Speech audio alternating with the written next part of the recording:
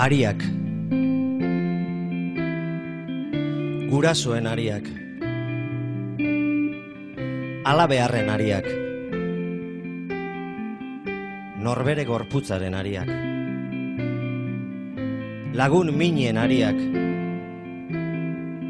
Behaz topatzeko modu luzeak. Ariak.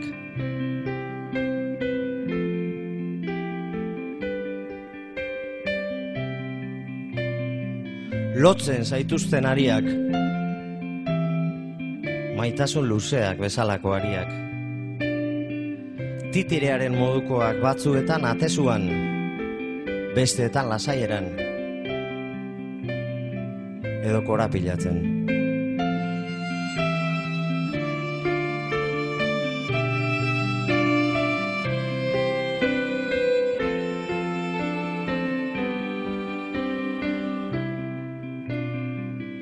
Eta horrela bizi ariekin,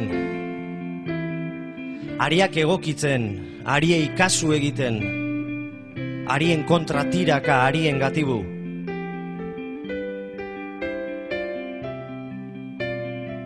Eman dezagun 40 urte horrela eta bat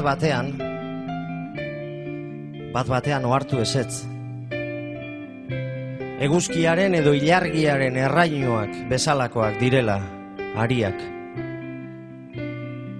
Eta ez zaituztela lotzen.